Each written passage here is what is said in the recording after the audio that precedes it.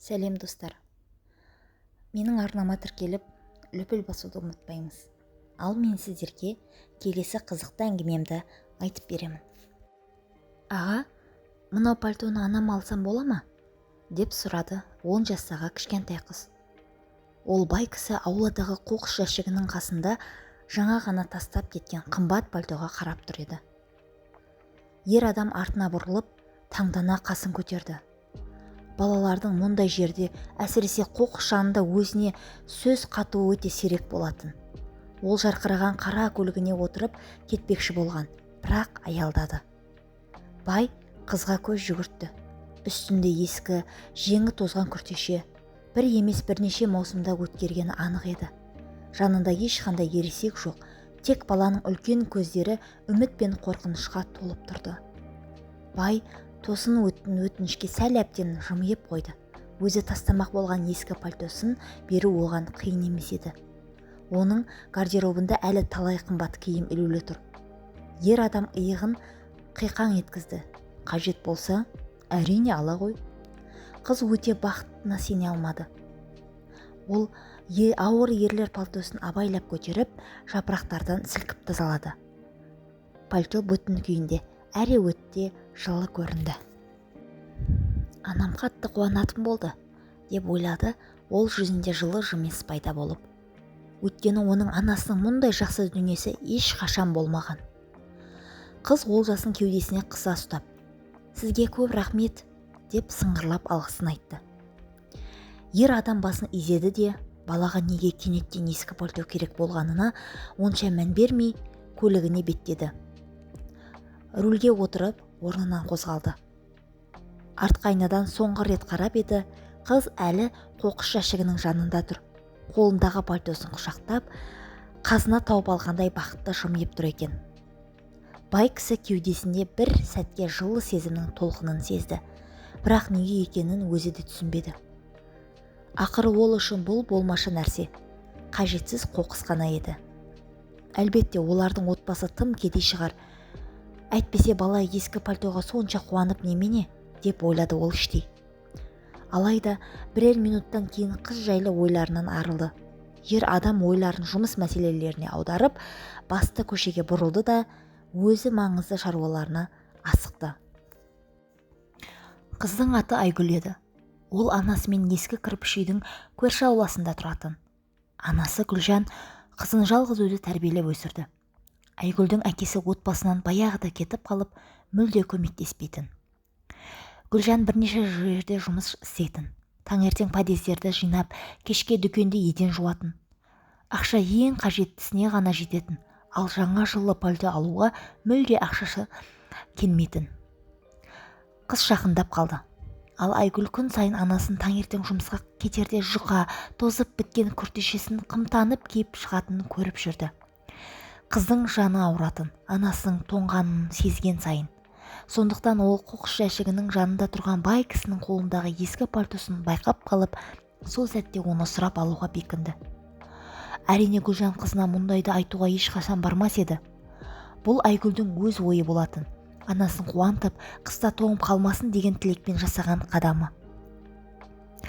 Қыз түсінетін, анасы ешқашан қайыр сұрауға, не біреуден бірдеңе тілеуге келісім бермейді. Бірақ бұл ақша емес қой, қоқысқа тасталған ескі пальто.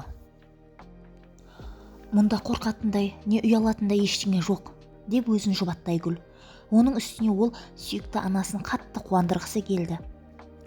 Ауладан тез жүгіріп өтіп, Айгүл өз үйінің подъезіне кірді.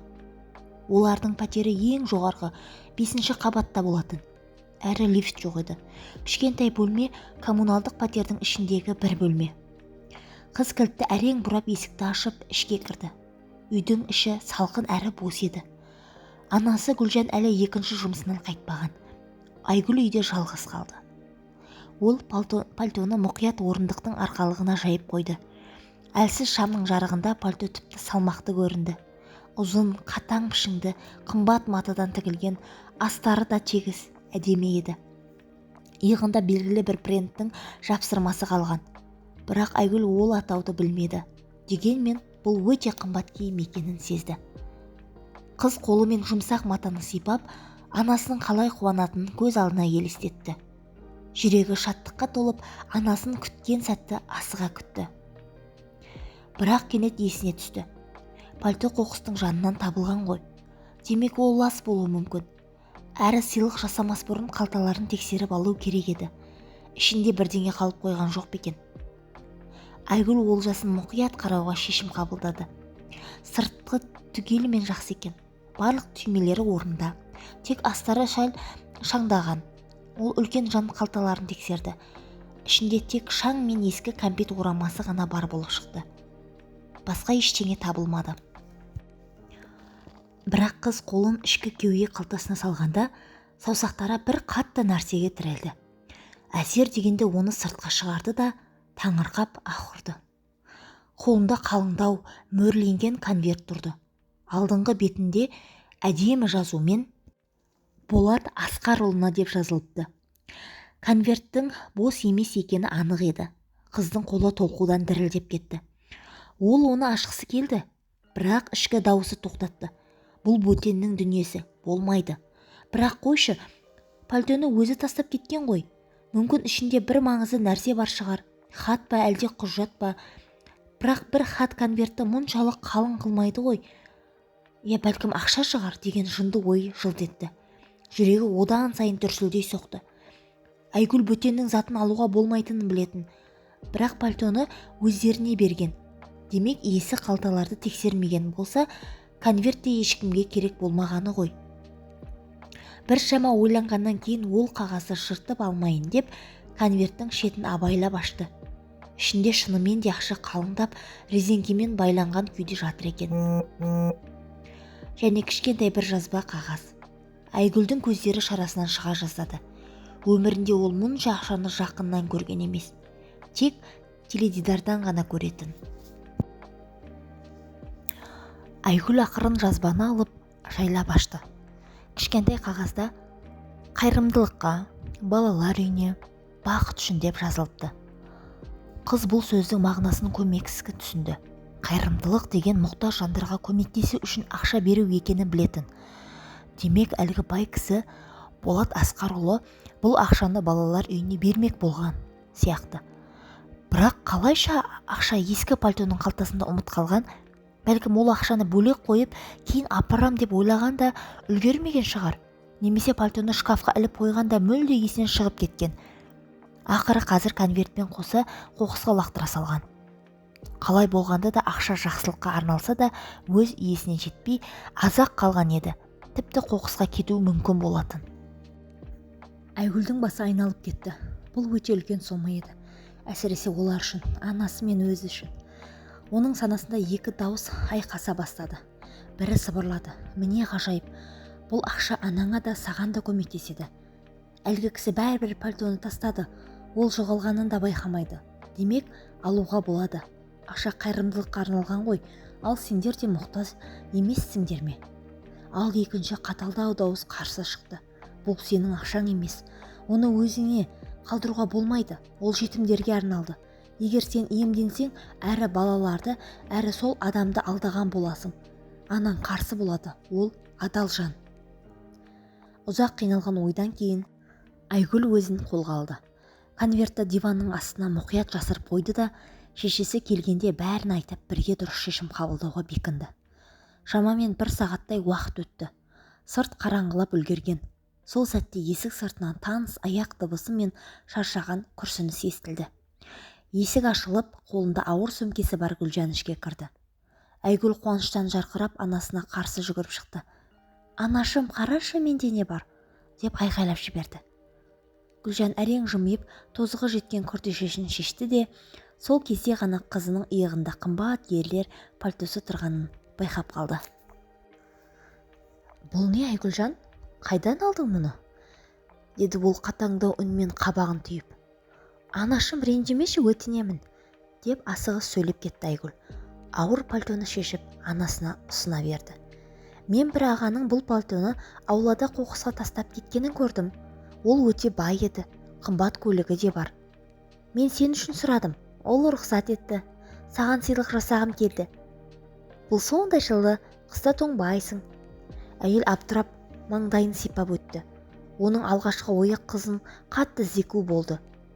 Қоқыстың жанында не тұрмайды дейсің? Қызы бір ауру жұқтырып алу мүмкін еді. Не әлгі ер адам қауіпті болуы ықтимал. Бірақ қызың саған сыйлық жасағым келді деген сөздері құлағына жеткенде Гүлжанның жүрегі елжіреп кетті. Ол Айгүлді аялап құшақтап, «Жаным менің», деді ақырын. «Рахмет саған. Сен сондай қамқорсың. Бірақ күнім енді қоқыс маңынан ештеңе алма, жарай ма? Ол жер лас болуы мүмкін, микробтар бар ғой», деді мейіріммен. «Мен бәрін тексердім», деп қызу сөзін бөліп жіберді Айгүл. «Пальто жаңағы ұқсайды, мүлде кір емес, саған тосын сый жасағым келді». «Білемін құлыным», деп анасы қызының басынан сипады. «Саған үлкен рахмет, сен менің ең жақсы қызымсың». Гүлжан пальтоны қолына алып жарыққа қарай мұқият қарады. Шынымен ақ киім мықты екен, еш жерінде жырық та дақ та жоқ. «Сонда біреу мынандай қымбат киімді жай ғана тастап кеткені ме?» деп таңданды әйел іштей. Бірақ одан да қатты таң қалғаны қызының әрекеті болды. Гүлжан Айгүлдің біреуден бірдеңе сұрауға баратынын еш ойламаған. Әдетті қызы өте ұялшақ, тартыншақ еді. Демек ол шынымен анасын қуандырғысы келген ғой. «Жарайды, пальтоны жуып тазартып алармыз», деді ақырын Гүлжан қызына енді ұрыспауды ұйғарып. «Рахмет жаным. Бірақ уәде бер, енді ештеңе көтеріп әкелмейсің». Айгүл басын шұлғи берді. «Уәде беремін», деп ақырын. Гүлжан тағы бір күрсінді. Қызының қамқорлығына қуанса да, жүрегін бір түрлі алаң сезім биледі. Пальтоны іліп қойды. «Анашым», деді Айгүл кенет, ойына әлгі олжа түссе қалып. Ол пальтода тағы бір нәрсе болды. Гүлжан елең ете қалды. «Не болды? Тарақан емес шығар?» деп әзілдегендей болды. Бірақ дауысы дірілдеп шықты. «Жоқ, өз көзіңмен көрші», деді Айгүл батылданып. Ол диванның астынан ауыр конвертті алып анасына сұнды. «Бұл пальтоның ішкі қалтасынан шықты», деп сыбырлай мойындады. Конвертті көргенде Гүлжан қабағын түйіп, оны ашып, ішіндегі қомақты ақшаны және жазбаны көргенде аһ ұрды. Әйелдің қолы дірілдеп кетті. Мұншама ақшаны ол ешқашан қолына ұстап көрмеген. «Құдай-ау, бұл не деген нәрсе өзі?» деп күбірледі. Ол абдырап, бірде ақшаға, бірде қызына қарады. Айгүл болса қатаң сөз естуге дайын тұрған. Ол көзін төмен салып, асығыс түсіндіре бастады. «Анашым, мен бөтеннің ештеңесін алған жоқпын, шынымды айтам. Бұл ақша қалтаның ішінде болды. Мен тексеріп көргенде кездейсоқ тауып алдым. Қарашы, ішінде жазба бар. Әлі аға сірә оны балалар үйіне бермек болған шығар, бірақ ұмытып кеткенде пальтосын қоса тастап жіберген. Алғашында ойлап қалдым, мүмкін қалдыра қояйын ба? Өйткені бізге ақша өте керек қой», деді Айгүлдің дауысы сәл дірілдеп. «Бірақ мен білемін, бұл дұрыс емес, сондықтан ештеңе алмадым. Сен келгенше күтуді, сосын не істеу керегін бірге шешуді ойладым». Гүлжан үнсіз тыңдап отырды. Көзі қайта-қайта конверт ішінен сығалап тұрған қалың ақшаға түсіп кетеді. Жүрегі қақ айырылып тұрғандай. Бір жағынан бұл бөтеннің жетімдерге арналған ақша. Екінші жағынан міне, қол созым жерде тұр, барлық қиындықтар шешетін мүмкіндік. Бұл адалдық пен үмітсіздіктің күресі әйелдің жүзінен анық көрініп тұрды. Ақыры Гүлжан ауыр күрсініп, ескі диванға жайғасты да, қасына Айгүлді шақырып, басынан сүйді. «Сен дұрыс істедің, менсіз ештеңе шешпегеніңе», деді ол баяу дауыспен. «Және сенің айтқаның рас, бұл ақша біздікі емес. Оны өзімізге алып жарата алмаймыз». Айгүл анасына қатты құшақтап, оның сөздерін айту қаншалықты қиын болғанын даусының дірілінен ақ түсінді. «Біз оларды қайтарамыз ба?» деп сыбырлады қыз. «Иә, қайтарамыз», деді Гүлжан қызының арқасынан сипап. «Сол кісіні тауып көреміз. Әлде болмаса ақша қайда арналса, сол балалар үйіне тапсырамыз». Таңертең олар пальтоны тастаған бай кісіні қалай табуға болатынын ойластыра бастады. Оларға жолы болды. Жазбада қолтаңбадан бөлек қайырымдылық қорының логотипі мен телефон нөмірі де басылып тұрған еді. Гүлжан нөмерді терді. Оны бір Болат Асқарұлы дегеннің қабылдауына қосты. Бірнеше минут күткен соң телефон тұтқасын өзі Болат Асқарұлы көтерді. Сол бай адам. Оның даусы таңғалған әрі толқулы шықты. ол мекен-жайды сұрап бірден келетінін айтты. Гүлжан әзер киініп, өзін ретке келтіргенше аулаға таныс қара автомобиль кіріп келді. Айгүл оны танып, терезеден сығалап қарады. «Мама, ол кісі!» деп қуана айғайлап жіберді қыз. Кеше Айгүл көрген еңселі ер адам кіреберіске асыға көтерілді. Үстінде қымбат костюм, түрінен қатты уайымдағаны байқалады. «Сәлеметсіздер ме? Конвертті сіздер таптыңыздар ма?» деп ол ентігіп сұрады. Гүлжан қолына конвертті алып, оған қарсы шықты. Қасында ұялшақ Айгүл тұрды. «Сәлеметсіз», деп бастады әйел. «Оны менің қызым тапқан. Келгеніңізге рахмет. Біз сізге қайтарғымыз келген». Ол конвертті ұсынды. Ер адам оны абайлап алып, ішіне үңіліп ақшаны жылдам санап шықты. Сосын жеңіл күрсінді. «Сіздер елестете алмайсыздар, қандай ауыр жүк иығымнан түскендей болды», деді. Гүлжанға, әсіресе Айгүлге қарата үнсіз тосты. Қыз бала ұялып алға бір қадам жасады. «Кешіріңіз бізді», деді ол сыбырлай сөйлеп, бай кісінің көзіне тіке қарап. «Мен конверттің ішіне қарадым, өйткені ішінде не барын білмедім. Қағаз бен ақшаны көрдім. Біз ештеңе алмадық, шынымыз. Егер біз таппасақ, бәрі жоғалар еді. Ол ақша балаларға арналған ғой». «Иә, жоғалар еді», деді басын шайқап. Есін жиған Болат Асқарұлы. «Шынымды айтсам, қалтама салып қойғанымды мүлде ұмытып кетіппін. Өте ақмақтық болды. Бұл ақшаны 1 ай бұрын балалар үйіне тапсырамын деген едім.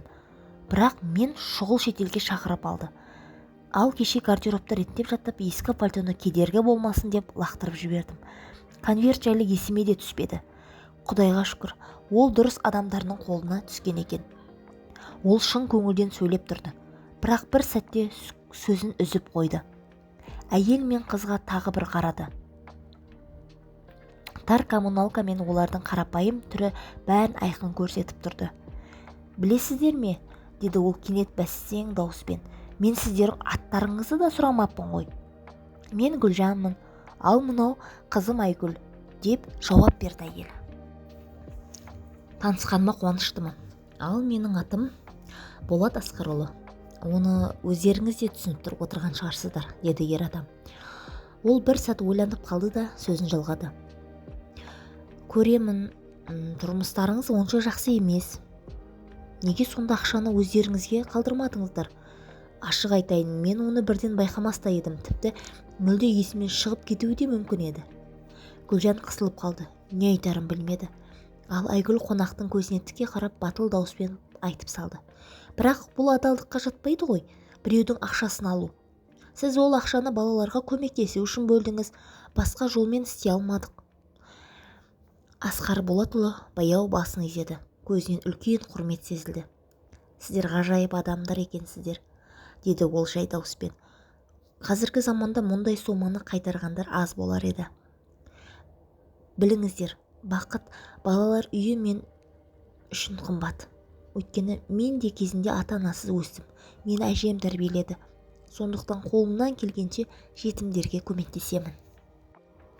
Бүгін таңертең конверт табылды дегенде құлағыма сенбедім. Сіздер өте адал әрі мейірімдісіңдер», деді Болат Асқарұлы. Гүлжан көзін төмен түсірді. «Біз тек істеуіміз керек болған нәрсені ғана жасадық», деді ол сыбырлап қана. Бай кісі жымиып, кенет конвертті қайтадан Гүлжанға ұсынды.